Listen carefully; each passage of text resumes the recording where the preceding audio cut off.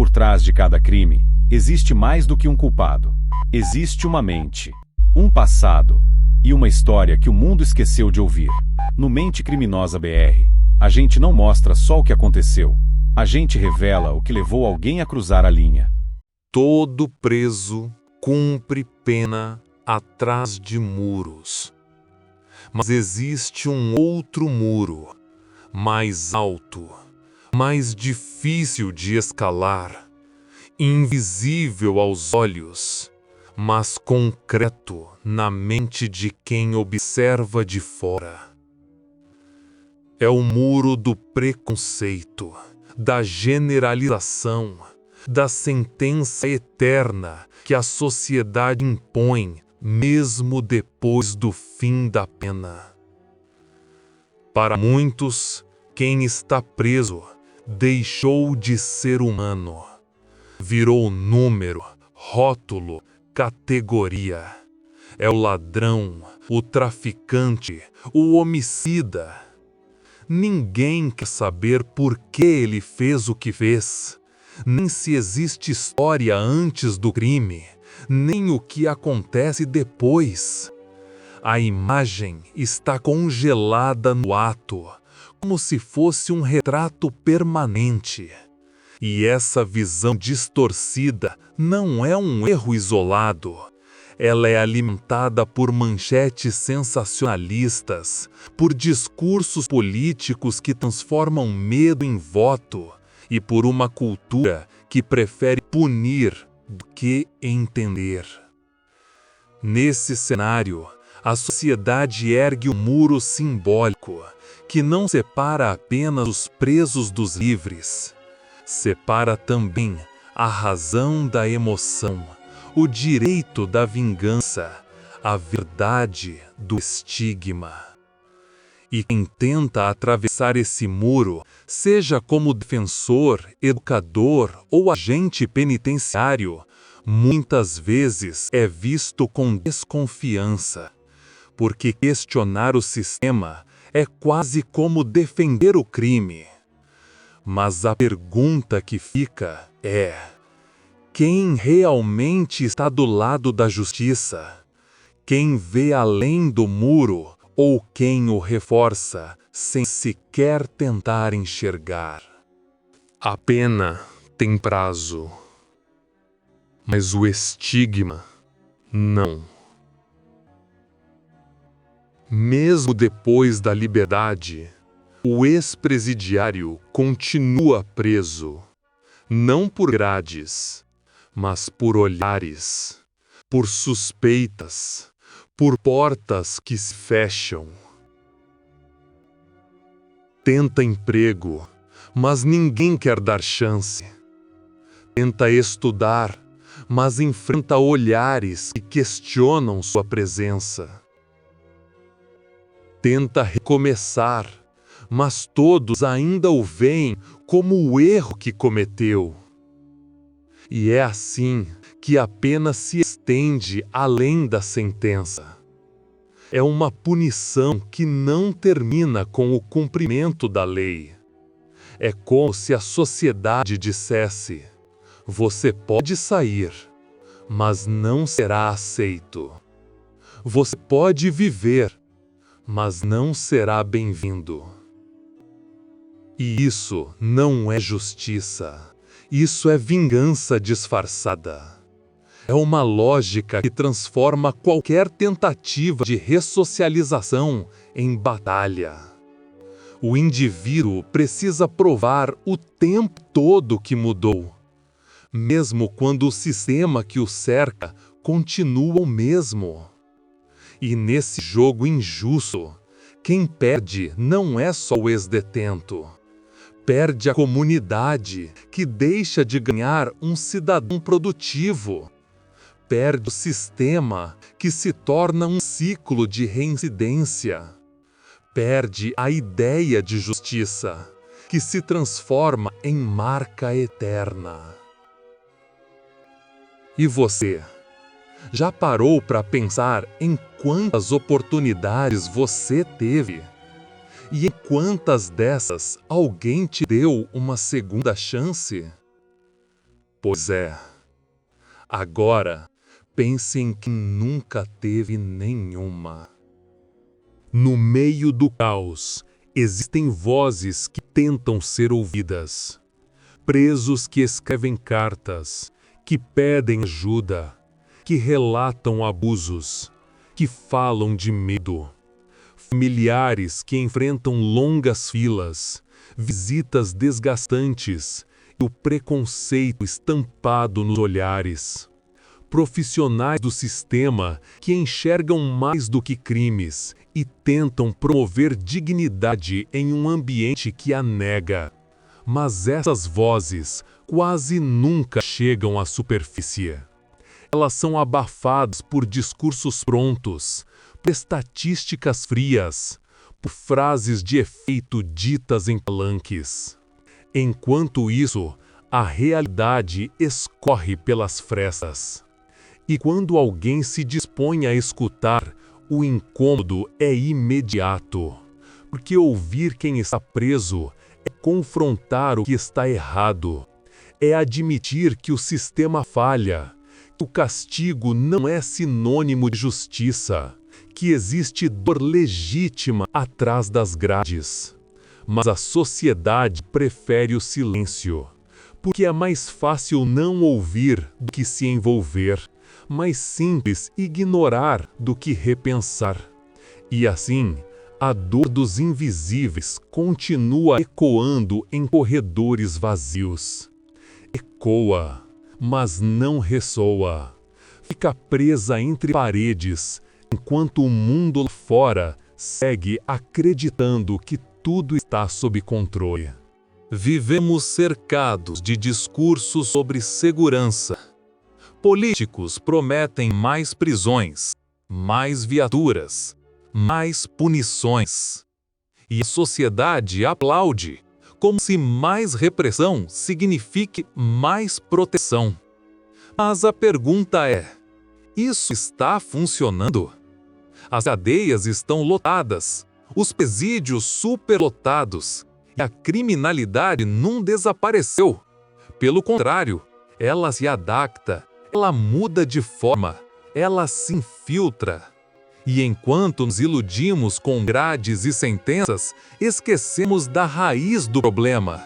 Esquecemos da infância negligenciada, da escola abandonada, da saúde precarizada, da ausência de oportunidades. Esquecemos que o crime muitas vezes é consequência e não escolha isolada. E quando o sistema prende, mas não transforma, ele apenas rotaciona a engrenagem. Sai um, entra outro. É uma esteira infinita, um ciclo que só alimenta o próprio fracasso. E nesse cenário, a ideia de segurança se torna frágil, porque ela não se sustenta na base. Ela é maquiagem institucional, um discurso para acalmar a opinião pública, não para resolver o problema. E você? Já se perguntou o que realmente te protege? É a prisão de alguém? Ou a construção de um futuro mais justo? Talvez a resposta esteja não em quem trancamos, mas em quem esquecemos de libertar. A justiça que idealizamos é cega, imparcial, equilibrada. Mas a justiça que vivemos carrega vícios, preconceitos e muitas vezes um desejo de vingança disfarçado de lei. O sistema penal se tornou um reflexo distorcido, um espelho quebrado, onde cada trinca revela uma falha ignorada. E quem olha por esse espelho enxerga o outro como ameaça, nunca como parte da sociedade. O preso é o inimigo, o sistema é o escudo, a prisão é a resposta. Mas será mesmo? Quantos desses presos saem piores do que entraram? Quantos voltam porque não tiveram opção? Quantos foram presos não por serem perigosos, mas por serem pobres? A justiça precisa de olhos, precisa de contexto, de escuta, de humanidade. Senão, ela deixa de ser justiça e se torna apenas punição automatizada. É hora de quebrar esse espelho e reconstruí-lo com outras lentes, outras perguntas e, principalmente, outras respostas. Porque enquanto continuarmos punindo para nos sentirmos seguros, seguiremos inseguros. E talvez a verdadeira justiça comece quando a sociedade parar de apontar dedos e começar a estender mãos. Se essa história mexeu com você, saiba que há muitas outras por aqui. Casos reais, mentes sombrias e perguntas que nem sempre têm respostas, mas que merecem ser feitas. Explore o canal, escolha o próximo episódio e continue essa jornada com a gente. Ah, e se você quer apoiar esse projeto e não perder nenhum conteúdo, clique em inscrever-se. Isso faz toda a diferença. O medo do preso começa antes da prisão. É o medo que se constrói no noticiário, no filme que mostra o criminoso como monstro, na novela onde o bandido nunca se redime. É o medo que transforma a cela em símbolo de justiça e o castigo em resposta automática. Mas o medo também tem uma origem mais profunda. Ele é alimentado pela ignorância. Ignorar o que é a execução penal. Ignorar que nem todo preso é igual. Ignorar que o sistema também erra. E o medo cega. Faz com que a sociedade aceite abusos, aplauda a superlotação, normalize a tortura disfarçada de disciplina. Porque é mais fácil temer do que entender, mais fácil condenar do que conviver. E enquanto o medo ditar as regras, a justiça será apenas reflexo do pânico, não da razão. A prisão virou entretenimento, reportagens sensacionalistas, canais que exploram a dor como se fosse série de ficção. E o público consome violência, humilhação, castigo, como se assistir ao sofrimento do outro fosse uma forma de reafirmar sua própria inocência. Ele merece, é pouco ainda, deveria sofrer mais. Frases comuns, ditas com naturalidade, como se dor alheia fosse justiça. Mas o que ninguém questiona é o custo desse espetáculo. Quando a punição se transforma em conteúdo, a ética desaparece. Quando o sofrimento vira audiência, a humanidade se dissolve. E o que sobra? Um sistema cada vez mais brutal e uma sociedade cada vez mais insensível. Porque não se trata só de punir, mas de como se pune, de por que se pune e para quem essa punição realmente serve. Existe uma pena que não está escrita na lei, mas sentida na pele. É a pena social, aquela que vem depois da cela, quando o preso já cumpriu o que devia, mas a sociedade ainda quer cobrar. Não importa o tempo que ficou preso, nem se estudou, trabalhou, mudou. O que importa é o rótulo, ex-presidiário, marcado para sempre. E essa segunda pena é silenciosa e mais poderosa. Ela exclui, isola, sabota, impede que alguém alugue uma casa, tenha um emprego, ou simplesmente seja tratado com respeito. É como se a liberdade fosse parcial, como se existissem dois tipos de liberdade, uma legal e outra simbólica. E essa última é negada todos os dias, porque o sistema não prepara o preso para sair, e a rua não o recebe quando ele sai. É uma porta giratória, onde sair da prisão não significa deixar de ser prisioneiro. Quando alguém é preso, o nome vira sobrenome de crime. João não é mais João, é o assaltante da Zona Leste. Maria não é mais Maria, é a traficante da periferia. O crime vira identidade, a cela vira destino, e o nome verdadeiro se apaga. Não se pergunta mais quem era essa pessoa antes do erro, nem o que ela sonhava, nem por onde passou. Só interessa o que ela fez de errado.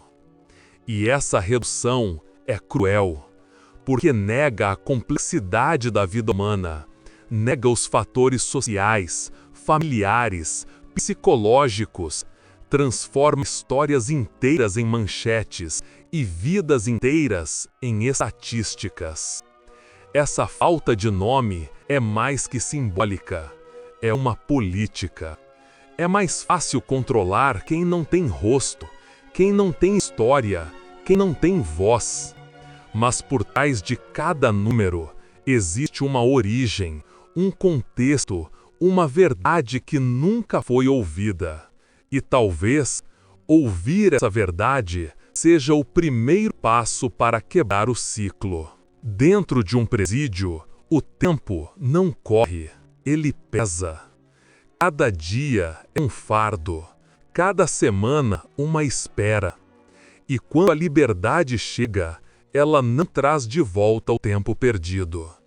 Anos sem ver os filhos crescerem, sem abraçar os pais, sem viver o que a juventude oferece. Anos onde tudo parou, menos o mundo lá fora.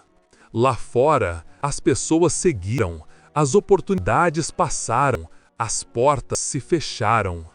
E o preso que sai descobre que foi esquecido. O relógio não foi pausado, a vida não ficou em espera. E não há indenização que pague, não há justiça que devolva. É um tempo que não volta, mas que continua sendo cobrado. Porque quando alguém sai da prisão, espera-se que seja pronto, forte, recuperado. Mas ninguém pergunta se ele tem onde dormir, se tem o que comer, se tem com quem falar. O tempo passou, mas a estrutura não mudou. E o preso solto continua preso no passado, na culpa e nas consequências. Sair da prisão não é como sair de um quarto escuro, é como sair de um mundo que te ensinou a sobreviver na dor. Agora, imagine, por um instante, você cometeu um erro grave, talvez imperdoável para muitos, foi julgado, condenado e cumpriu a pena até o último dia. E ao sair, descobre que a pena continua. As portas continuam fechadas, os olhares continuam desconfiados, e o mundo segue tratando você não como alguém que pagou, mas como alguém que precisa continuar pagando. E aí eu te pergunto, o que você faria? Como reconstruir uma vida quando tudo ao redor te lembra que você não tem mais lugar? Como recomeçar quando ninguém acredita no seu recomeço? Quantos resistiriam? Quantos voltariam ao erro, não por escolha, mas por desespero?